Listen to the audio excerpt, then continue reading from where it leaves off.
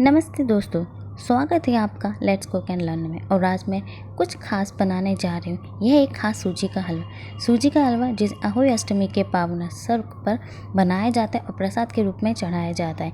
साथ ही मैं कुछ महत्वपूर्ण बातें भी बताऊंगी आपको अहोई अष्टमी के बारे में और अहोई अष्टमी की व्रत कथा भी सुनाऊंगी। तो चलिए बने रहें मेरे साथ जब तक हम हलवे की तैयारी करते हैं। और मैं हलवे को सिल्वर की कढ़ाई में बनाऊंगी क्योंकि इस पे हलवा धीमे धीमे आंच में और धीमे धीमे ही बनता रहेगा। अगर मैं स्टील में बनाऊंगी तो उसमें जल्दी बन जाता है और वो स्वाद भी नहीं लगता है। इसीलिए मैंने कढ़ाई में अब 1 कटोरी घी डाल रहा है, देसी घी, और ये घर का बना हुआ घी है। और इसमें 1 कटोरी मैंने सूजी लिया है।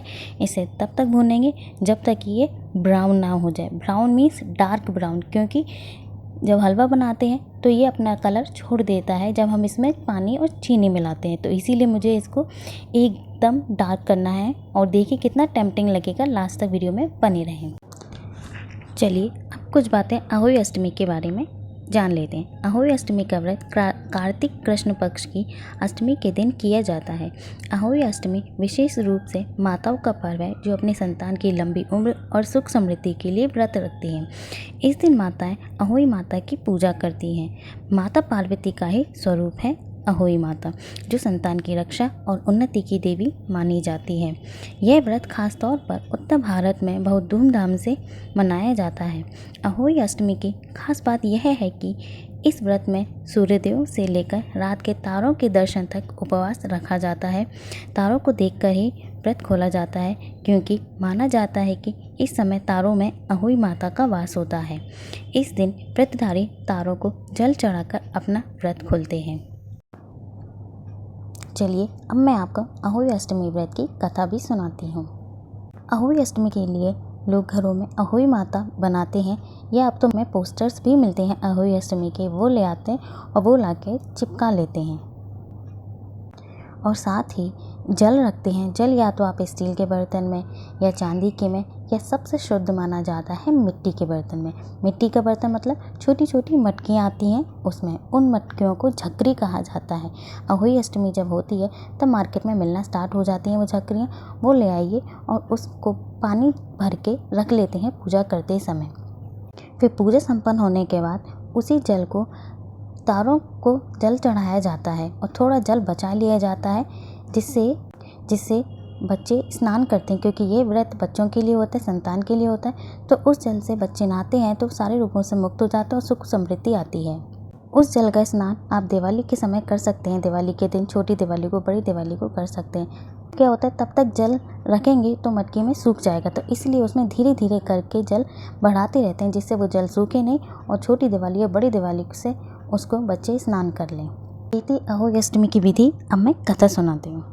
व्रत कथा। प्राचीन समय में एक साहूकार था जिसके 7 बेटे और 7 बहुएं थी। साहूकार की एक बेटी थी जो दीपावली में ससुराल से मायके आई थी। दीपावली पर घर को लीपने के लिए 7 बहुएं मिट्टी लाने जंगल में गई तो नंद भी उनके साथ चल दी। साहूकार की बेटी जहाँ मिट्टी काट रही थी उस स्थान पर स्याहू अपने बेटों के साथ रहती थी। स्याहू मतलब एक जंतु है। मिट्टी काटते हुए गलती से साहूकार की बेटी की खुरपी की चोट से स्याहू का एक बच्चा मर गया। स्याहू इस पर क्रोधित होकर बोली, मैं तुम्हारी कोख बांधूंगी। स्याहू के वचन सुनकर साहूकार की बेटी अपनी 7 भाभियों में एक एक करके विनती करती है कि वह उसके बदले अपनी कोख बंधवा ले। सबसे छोटी भाभी ननद के बदले अपने कोख बंधवाने के लिए तैयार हो जाती है। इसके बाद छोटी भाभी के जो भी बच्चे होते हैं वे 7 दिन के बाद मर जाते हैं। 7 पुत्रों की इस प्रकार मृत्यु होने के बाद पंडित को बुलवाकर यह कारण पूछा। पंडित ने सुरही गाय की सेवा करने की सलाह दी। सुरही सेवा से प्रसन्न होती है और उसे स्याहू के पास ले जाती है। रास्ते में थक जाने पर दोनों आराम करने लगते हैं। अचानक साहूकार की छोटी बहू की नज़र एक ओर जाती है। वह देखती है कि एक सांप गरुड़ पंखनी के बच्चों को डसने जा रहा है।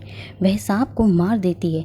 इतने में गरुड़ पंखनी वहाँ आ जाती है और खून बिखरा हुआ देखकर उसे लगता है कि छोटी बहू ने उसके बच्चे को मार दिया है। वह इस पर छोटी बहू को चोंच मारना शुरू कर देती है। छोटी बहू इस पर कहती है, उसने तो आपके बच्चे की जान बचाई है। गरुड़ पंखनी इस पर खुश होती है और सुरही सहित उन्हें स्याहू के पास पहुंचा देती है।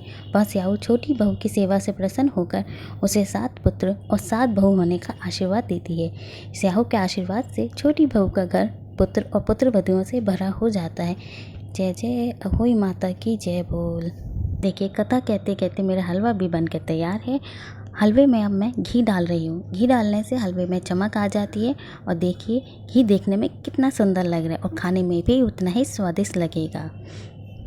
जब भी आप हलवा बनाएं तो अंत में ऐसा ज़रूर करें। ऐसा करने से घी बहुत ही ज़्यादा टेस्टी बनता है। देखिए इसका कलर भी कितना सुंदर आया है। अगर आप कोई चीज़ मेहनत से करते हैं तो उसका फल अवश्य ही मीठा होता है, अच्छा ही होता है। देखिए अगर हमने सूजी भूनने में समय लिया था तो हलवा देखिए कितना सुंदर बनकर आया है और खाने में भी उतना ही स्वाद रहेगा इसमें।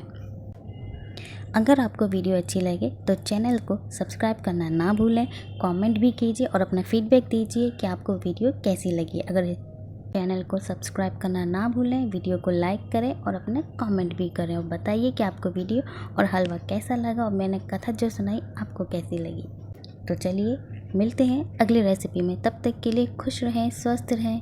धन्यवाद और चैनल को सब्सक्राइब करना बिल्कुल भी ना भूलें।